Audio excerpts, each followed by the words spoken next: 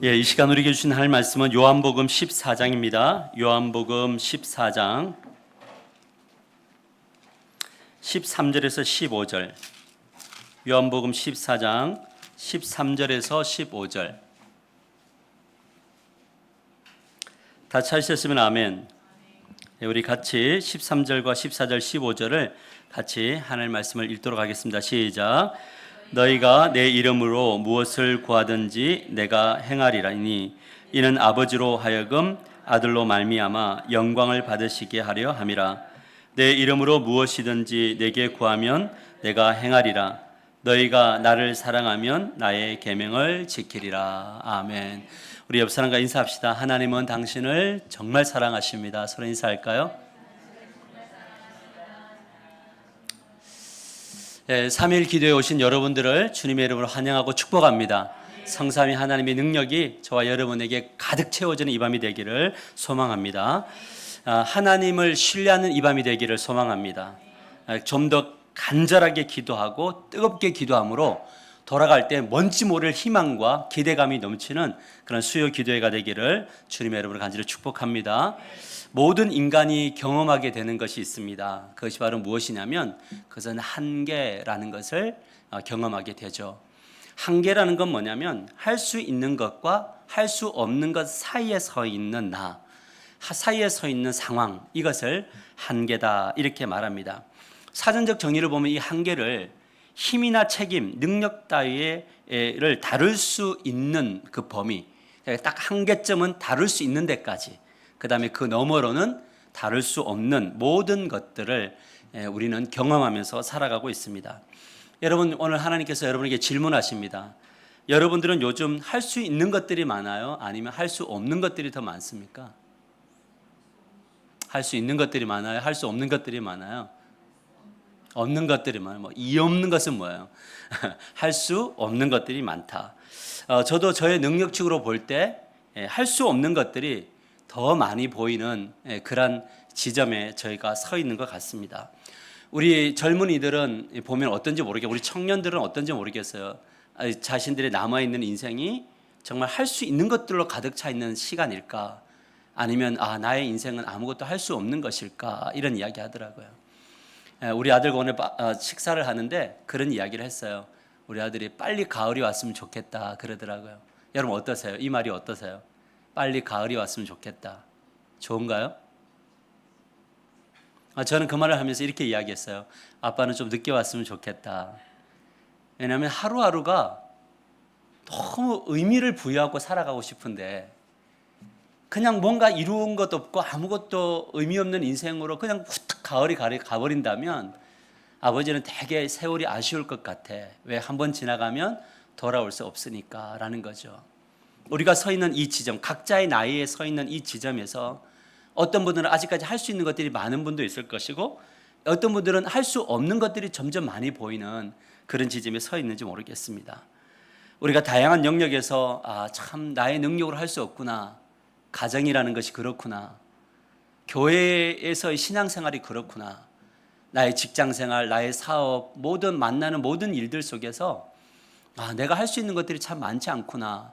이런 고백을 한다면 여러분들은 어쩌면 영적으로 좀 더 철이 들어가고 있는지 모르겠습니다. 그렇다면 한계 지점에서 인간은 어떤 상태에 이르게 되는가? 한계를 딱 느낄 때 이제 아무것도 그때 찾아오는 게 뭐냐면 무능력, 무기력함 이런 것들이 찾아올 가능성이 많다는 거죠. 왜 그렇습니까? 하고 싶은데 못하는 거예요. 가정에서 들어가 보면 참 무기력한 것들이 너무나 많은 것 같아요. 가정 안에. 여러분 가정에서 좋은 아빠 되고 싶은가요? 포기하셨나요? 좋은 엄마 되고 싶은가요? 진짜 되고 싶어요. 그런데 돌아보면 우리 자녀들의 인생 속에 내가 해줄 수 있는 것이 그렇게 많지가 않구나라는 것을 이제 깨닫게 되는 거고요. 교회 공동체들 보면 저는 목사잖아요. 성도들을 볼 때 정말 많은 것들을 해주고 싶어요.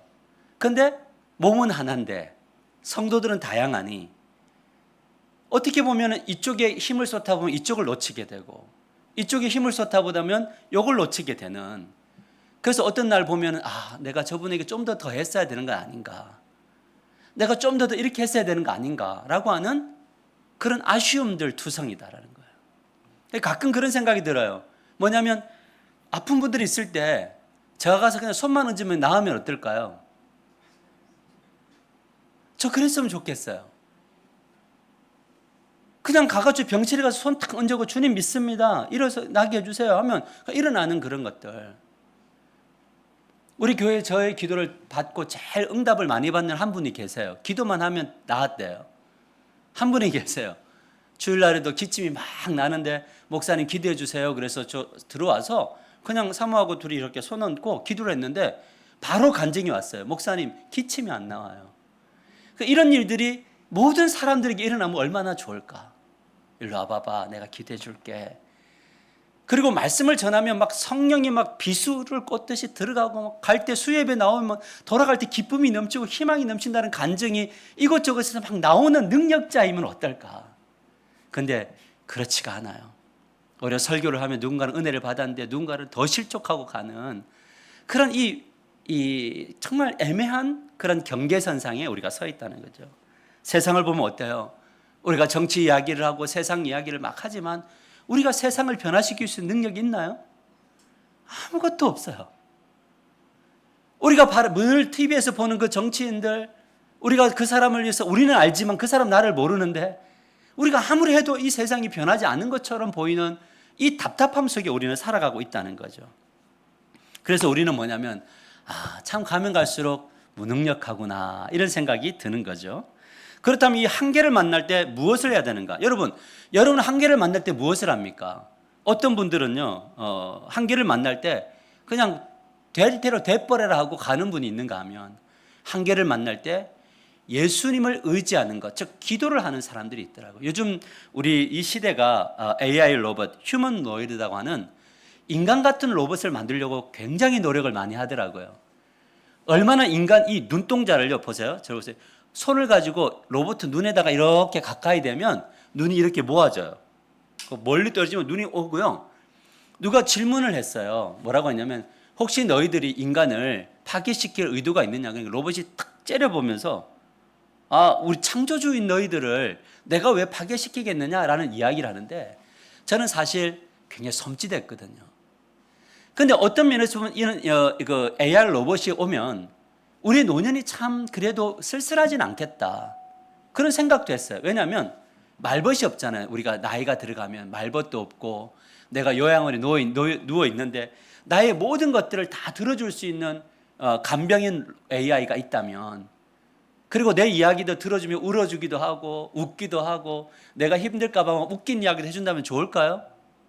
그래서 인간이란 존재가 인간 스스로의 한계를 가지다 보니까 뭘 하게 되냐면 자꾸 인간의 한계를 뛰어넘는 무엇인가를 만들려고 하는 그런 시도들을 끊임없이 한다라는 것을 보게 됩니다. 그러나 우리는 하나님의 백성이기 때문에 한계를 만날 때 우리는 뭘 해야 되냐? 예수님을 의존해야 되고, 그 의존한다는 것은 무엇으로 표현되냐면 기도로 표현된다. 그래서 기도란 무엇이냐? 예수님을 의지하는 언어적 표현이다라는 거예요.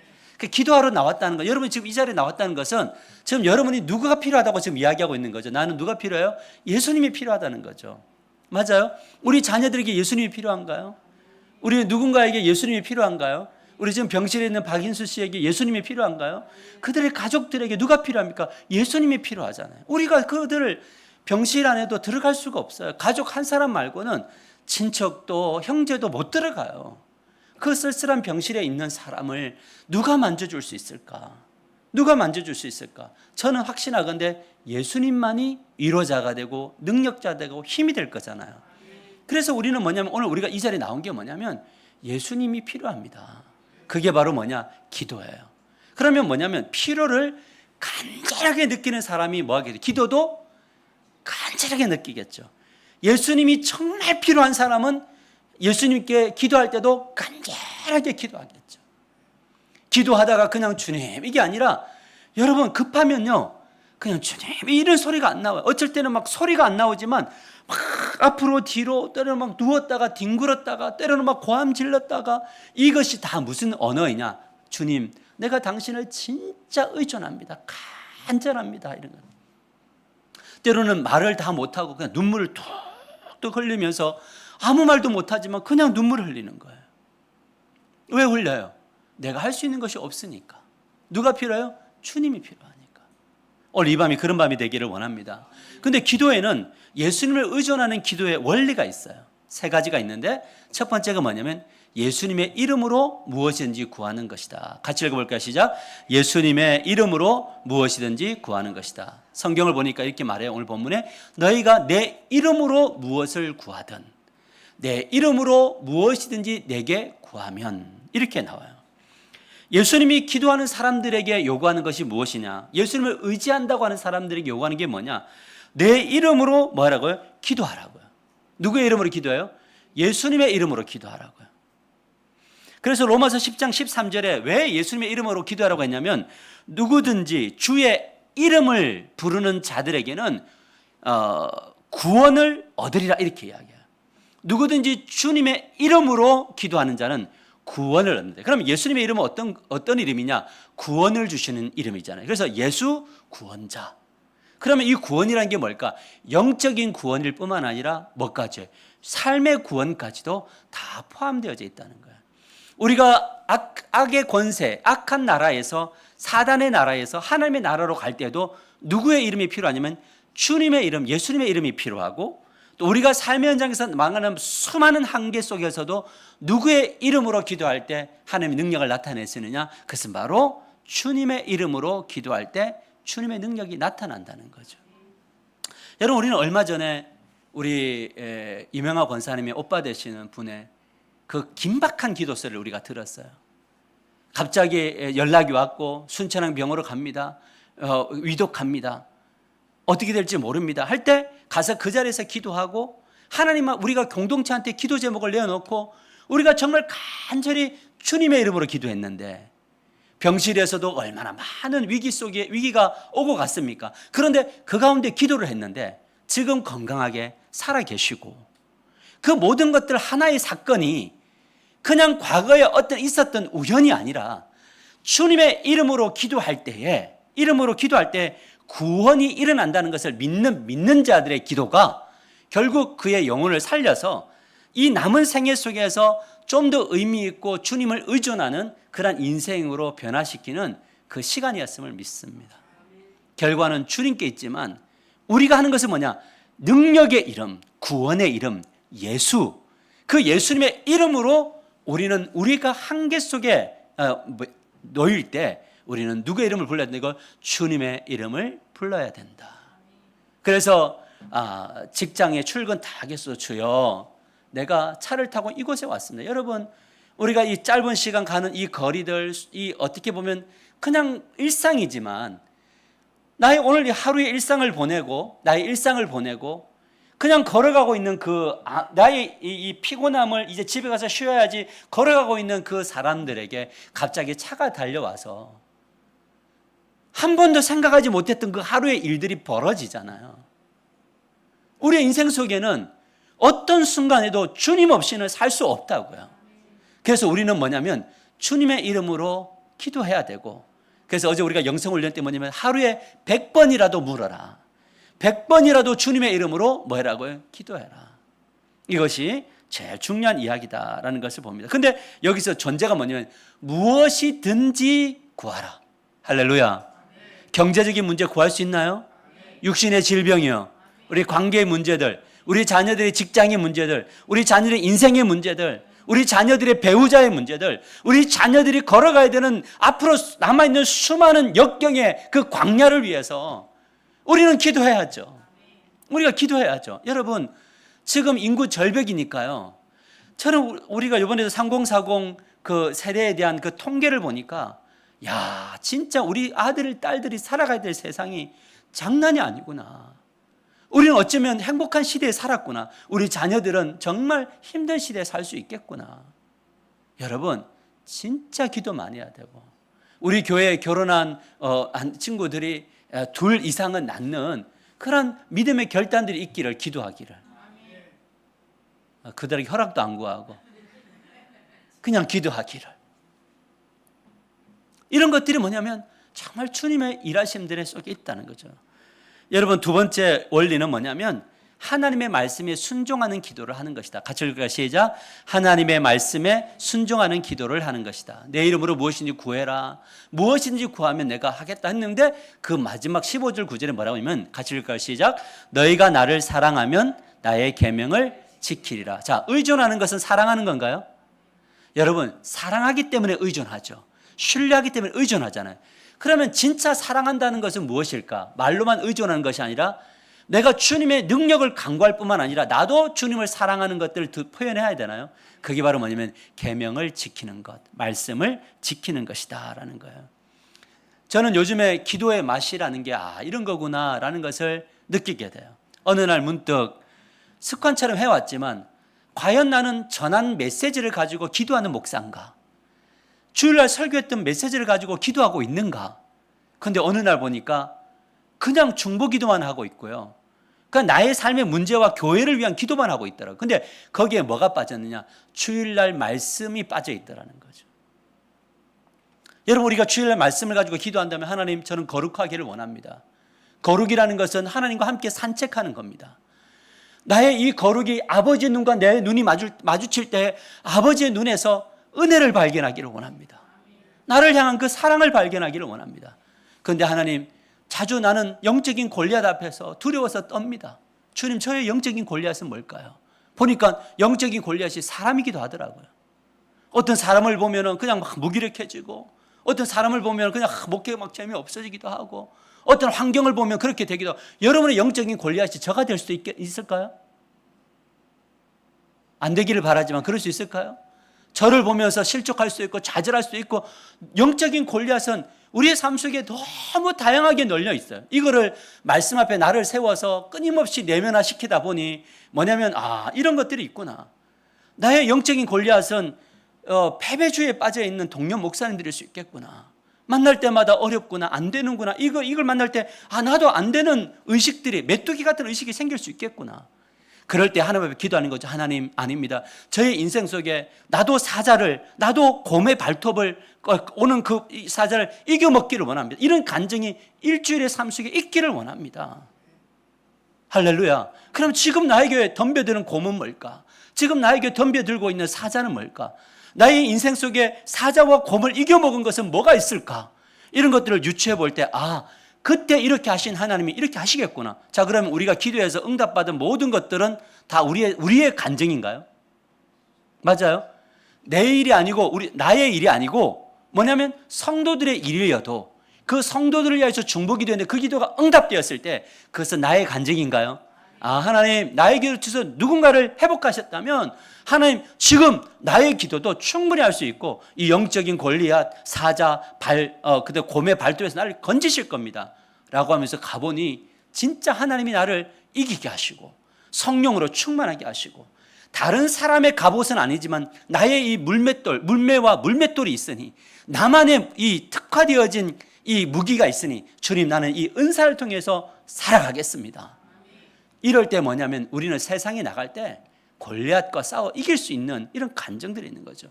이것이 바로 뭐냐면 말씀으로 기도하는 거예요. 그리고 이렇게 기도를 다 끝내놓고 난 다음에 그 다음에 뭐 하는 거냐면 이제 수평적 기도를 하는 거죠. 주님, 나는 누구를 위해서 기도합니다. 하나님, 누구를 도와주시고 주님의 이름으로 기도합니다. 하나님, 이것이 낫게 될 줄 믿습니다. 결과는 주님 거니까요. 안 낫게 하시면 그건 주님의 영역이고 나는 믿습니다. 그렇게 주님의 이름으로 기도하고 그 자매의, 그 권사님의 경제권들이 회복되어지고 하나님을 바라보게 될 줄 믿습니다. 이런 중보기도를 하다가 마지막에 딱 기도하는 거죠. 어떤 기도? 하나님, 저는 오늘 이런 일을 할 겁니다. 주님, 저는 준비되었습니다. 어떤 준비입니까? 나의 일에 대해서 믿음으로 예배자적 삶을 살 준비가 되어 있는 거죠. 그 다음은 주님이 그 다음은 다 알아서 하십시오. 그러면 하루를 살아가면서 주님이 나의 삶을 어떻게 멈추게 하셨고 어떻게 허용하셨고 가게 하셨을까? 여기에 뭐가 있어요? 놀라운 은혜가 있는 거죠. 이렇게 살아가다 보면 어떤 일이 일어나냐면요, 누군가가 나에게 바른 소리를 딱 할 때가 있어요. 그럼 바른 소리는 기분이 좋아요, 귀에 거슬려요? 대답을 해보세요. 귀에 거슬리잖아요. 그런데 기도를 했잖아요. 그러면 누군가가 내가 싫어하는 소리를 했을 때 그거를 딱 받으면 마음속으로 기분이 나빠. 방어기제가 오지만 뭘 하냐면 다 헤어지고 내 혼자 딱 남았을 때 하나님 여기 안에 내가 돌이켜야 될 게 뭘까요? 라는 거예요. 내가 어떤 목사님을 만났어요. 만났는데 그 목사님이 저희 그러더라고요. 목사님을 만나면 조금 피곤하대요. 왜 피곤하냐 그랬더니 막 목회 이야기만 한대요. 만나면 목회 이야기, 말씀 이야기, 뭐 그다음에 교회 이야기, 그다음에 이렇게 요즘에 영성 훈련에 관한 이야기. 왜 그러냐면 저는 보고 있거든요. 영적인 훈련을 하는 사람들의 삶이 어떻게 변화되고 있는지를 보니까요. 그러니까 뭐냐면 실제를 보니까 하나님의 역사를 보니까 그 이야기를 뭘 할 수밖에 없는 거잖아요. 맞아요? 그런데 때로는 이런 이야기 하지 말고 그냥 프로 해체 한번 하십시다 그러더라고요. 그래서 내가 가고 난 다음에 가만히 생각해 보니까 아 그렇구나. 내가 내 위주로만 내 위주로 말을 했구나. 이 생각이 들어서 아 다음부터는 입 다물고 듣자. 그 결단을 했어요. 만나는 사람이 많지 않죠. 이런 것이 바로 뭐냐? 우리의 삶 속에 일어나는 하나의 사건들이 그냥 의미 없는 사건으로 들려지는 것이 아니라 의미 있는 사건으로 들려지려면 이렇게 말씀으로 기도하는 훈련이 되면요. 우리의 삶의 모든 순간순간은 다 하나님의 일하심과 하나님의 역사 속에 있음을 경험하게 될 겁니다. 세 번째 원리는 뭐냐면 성령 하나님이 함께 하심을 경험하는 기도. 다 읽을까요? 시작. 성령 하나님이 함께 하심을 경험하는 기도. 성경 구절을 보면 내가 아버지께 구하겠으니 예수님입니다. 예수님이 아버지께 구하겠으니 그가 또 다른 보혜사를 성령이죠. 너에게 주사 성령님 어떻게 해요? 영원토록 너희와 함께 있게 하리니 그는 진리의 영이라 이렇게 이야기해요. 성령님이 우리를 떠나지 않고 영원토록 함께 하신대요. 근데 그분이 어떤 영이에요? 진리의 영이래요. 성령이 우리를 진리를 막 깨닫게 하고 성령이 우리에게 하나님의 음성을 듣게 하고 성령이 우리에게 함께 하셔서 힘도 주시고 이런 것들이요. 기도할 때 뭐냐면 성령으로 충만하면 돌아갈 때 어떤 사건이 벌어지냐면 제가 그런 기도하다가 출근하는 분이 있더라고요. 그러면 저처럼 이렇게 기도를 다 할 수 있을까요? 못하겠죠. 그러면 하는 만큼만 하고 기도하면서 어떻게 가면서 뭐 하면 돼요? 하나님 제가 지금 출근해서 가야 됩니다. 근데 하나님 오늘 출근해서 뭐 할 겁니다. 뭐 할 겁니다. 하나님 저에게 오늘 깨닫게 해주십시오 하고 걸어가면서 기도를 하면 이 기도가 연장선상이 있나요? 그때 뭐냐면 우리 안에 성령의 충만함이 딱 오면서 오늘 하루가 되게 기대가 될까요? 되게 기대가 되죠. 그럼 실망도 할까요? 근데 그 실망에 지배당하지 않아요. 이게 바로 뭐냐면 성령의 충만함을 받는 사람들의 기도다라는 거예요. 그래서 봤어요. 사랑하는 자에게 잠을 주시나요? 예, 잠을 주죠. 왜? 오늘 하루 열받았나요? 그러면 보통 때면 잠이 와요, 안 와요? 잠이 오면 진짜 사랑받는 거고 열받으면 막 씩씩거리고 화가 나고 막 분하고 안 오는데 오늘 이 하루를 주님 성령 안에서 해석을 딱 해놓고 나니까 내일은 뭐예요? 내일에게 맡기는 거죠. 그러니까 이게 바로 뭐냐면 진리가 우리를 자유케 하는 거죠. 할렐루야. 이런 복이 여러분에게 있기를 바랍니다. 이렇게 기도의 원리를 따라서 우리가 기도하게 되면 뭐 하게 되냐면 예수님의 이름으로 또 어떻게 기도하라 그랬죠? 말씀으로 성령으로 기도하다 보면 결과가 나오는데 그것은 예수님의 행하신 일을 경험하게 된다는 거예요. 같이 읽읍니다. 성경구절 시작. 너희가 내 이름으로 무엇을 구하든지 내가 행하리니 내 이름으로 무엇이든지 내게 구하면 내가 행하리라. 여러분 여기서 중요한 게 뭐예요? 무엇인지 구하면 내가 예수님이 행하죠. 실행하신다는 거죠. 그럼 실행하면은 내가 원하는 대로 되기도 하고 원하지 않는 대로 실행하시겠죠. 자, 여러분 이 구절을 내가 원하는 쪽으로만 실행한다고 생각하면 기도가 재미없습니다. 근데 내가 원하지 않는 쪽으로 실행하시면 이 상황에서 뭐라는 거냐면 하나님 원하신 대로 해주셨습니다. 할렐루야. 아멘. 근데 원하신 대로 해주지 않으면 화가 나요, 안 나요? 저는 화가 나더라고요. 그럼 어떻게 해요? 화 납니다. 실망했습니다, 주님. 나 이거 주님을 위해서 한다고 했는데 왜 안 해주십니까? 그렇게 기도하면서 이 실망감을 또 주님 앞에 토로하나요? 이게 바로 뭐랬어요? 위드라 그랬잖아요. 함께 하나님과 걷는데 그 걸으면서 뭐 하는 거예요? 참회의 시도, 저주의 시도, 그 다음에 또 기쁨과 감사도 다 고백하는 거잖아요. 근데 이제 나중에 이제 어느 정도 깊이로 들어가면 어떻게 되냐면 우리가 그렇게 고백할 때 주님도요, 성령을 통해서 내가 너를 안다라든지 말씀이 탁 들어와서 기다려봐, 인내하며 기도해라, 그런 말씀을 주기도 하고, 근데 좀 받아들여라 지금은. 그런데 조금 시간이 지나면 이걸 알게 될 거다라는 것을 주셨을 때 좀 시간이 지나 보니까 이게 이해가 됐잖아요. 그럴 때 뭐 하게 되는 겁니까? 아, 주님은 오르신 분이시구나, 멋지신 분이시구나, 이걸 알게 되면서 우리는 뭐 하게 되냐면 그분의 주권과 그분의 발자국을 따라 걸어가는 법을 배우게 되는데, 이것에 뭐냐면 진정한 자유가 있게 된다라는 것이 이게 바로 기도의 이야기입니다. 그래서 우리가 이것을 이제 나중에 사도행전으로 가보면 나오게 되는데, 성전 미문에 앉아있는 안전뱅이를 딱 보고요, 베드로와 요한이 뭐라고 얘기합니까? 은과 금은 내게 없죠. 이건 한계인가요? 맞아요.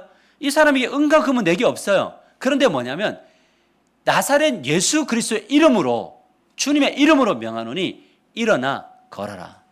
딱 볼 때 마음이 드는 거죠. 어떤 마음이 드냐면 이 사람에게도 구원받을 만한 믿음과 나에게 성령의 감동이 딱 맞닥뜨려지는데, 그때 뭐냐면 그는 일어나고 뛰며 걸으며 하나님을 찬양하게 되는 역사가 나타나는 거예요. 그러니까 이 사람만 복받은 건가요? 여러분, 하나님이 주님의 이름으로 응답받는 이 기쁨이 얼마나 큰지 몰라요. 그래서 여러분, 다른 사람이 응답받는 것에 대해서 기뻐하십시오. 그래서 이렇게 감사의 제목이 뭐냐면 누구가 응답받아서 감사합니다. 아멘. 안 되잖아요. 그런 것들이 되면 나중에 감사의 깊이가 되어질 줄 믿습니다. 결론입니다. 우리가 요즘 경험하고 있는 것이 있어요. 그것은 할 수 없는 일들이 점점 더 많아진다는 것이죠. 그래서 한계를 느끼며 살아가고 있습니다. 이때 우리가 해야 될 것은 무엇인가? 그것은 바로 예수님을 의존하는 거다. 예수님을 의존하는 것이 뭐라고요? 기도하는 삶을 사는 것이다. 그래서 예수님의 이름으로 뭐하고? 기도하고, 말씀에 순종하며 기도하고, 성령 하나님을 의존하면서 기도해야 합니다. 제가 이 주일날 대표 기도자들이나 또 오후에 대표 기도자들의 그 기도 소리를 들으면, 이제 말씀을 그래도 인용하며 기도하는 습관들이 일어나고 있구나. 이거 하나만으로도 저는 얼마나 목회에 기쁨이 넘치는지 몰라요. 왜요? 적어도 월요일부터 금요일까지는 안 들었다가 기도 때문에 토요일 날 한 번 듣더라도, 할렐루야, 그래도 한 번 더 들을 기회가 주어졌잖아요. 자, 그러면 대표 기도하는 게 복일까요? 아니면 고난일까요? 복이죠. 왜? 한 번 더 억지로라도 들을 수 있으니까. 할렐루야. 삶을 해석하는 방향이 달라져야 돼. 그렇게 될 때 우리는 예수님이 행하시는 일들을 많이 경험하게 될 겁니다. 제가 우리 이번에 여름 성경학교를 위해서 오늘 이 밤에 기도하기를 원합니다. 또 그다음에 중고등부를 위해서 기도하기를 원합니다. 우리 청년들을 위해서 기도하기를 원합니다. 저는 요즘에 청년들을 볼 때 너무 가슴이 아파요. 뭔가 이렇게 엄청난 십자가를 짊어지고 가는 느낌이에요. 3년이 지났고 그 아이들 안에 역동이 일어나고 예배가 무엇인지 알고 예배를 위해서 누군가가 중보기도 할 수 있는 아이들이 나와야 되는데, 그거 없이 가보면 이렇게 그냥 예배를 사모함도 없는 뭔가 이런 느낌을 받는 거예요. 근데 이제 제가 볼 때 지금 우리가 진짜 기도해야 될 게 뭐냐? 여러분, 우리는 아이들을 이번에 최전방으로 밀어넣은 거예요. 우리 아이들을 최전방으로 내보내고 있는 거라고요. 우리 여기서 예배하는 거, 여러분, 부모님과 함께하는 성경학교 사단이 좋아할까요? 교사들이 준비하는 이 성경학교를 사단이 좋아할까요? 안 좋아합니다. 엄청나게 싫어할 겁니다. 우리는 이 부모가 함께 참여하는 그런 성경학교를 꿈꿔왔는데 그걸 하고 있잖아요. 그런데 그걸 싫어하겠죠. 우리 중고등부 아이들이 처음으로 대외적인 수련회를 가고요, 우리 청년부들이 아산에 가서 한 번도 경험해보지 못했던 수련의 현장으로 가게 됩니다. 그곳에 가면요, 정말 나와 다른 별종의 아이들을 볼 거예요. 우리 아이들이 그 아이들을 보면서, 야, 신앙의 세계라는 게 이렇게만 있는 것은 아니구나. 신앙의 세계가 뛰면서 춤추는 아이들이 있구나. 눈물로 기도하는 청년들이 있구나. 그런 것을 보고 와서 우리가 이 교회에 와서 우리의 이 청년부 예배를 어떻게 살려낼까 하는 아이가 1명, 2명 정도라도 나와야 우리는 그 모든 것들이 행사로 끝나지 않고 거룩한 영적인 전쟁으로 끝날 수 있다는 거죠. 그러면 우리는 지금 뭘 해야 되는 거냐, 부모들이. 자녀들의 신앙을 놓고 기도해야죠. 하나님을 의존하는 자녀들이 되게 해야죠. 그것을 놓고 오늘 이 밤에 뜨겁게 기도하기를 원하고, 특별히 우리 박인수 우리 씨가 지금 오늘 이제 했는데 이제 더 이상 이렇게 나빠지지 않지만 아직까지는 좀 더 지켜봐야 되는데, 좀 더 좋아져서 일방병실로 가게 되고 주의 복음이 들어가게 되고 우리가 또 퇴원했다고 하는 소식이 들려지게 되기를 축복합니다. 우리가 나왔던 그것이 끝난 것이 아니라 그랬잖아요. 우리가 기도했던 어떤 목표 지점에 이르렀을 때 그게 끝난 게 아니라 그때부터 시작이라고요. 기도는 뭐냐? 응답 받을 때부터 시작이에요. 아멘인가요? 그래야지만 우리가 살 수 있는 거죠. 우리 다 같이 통성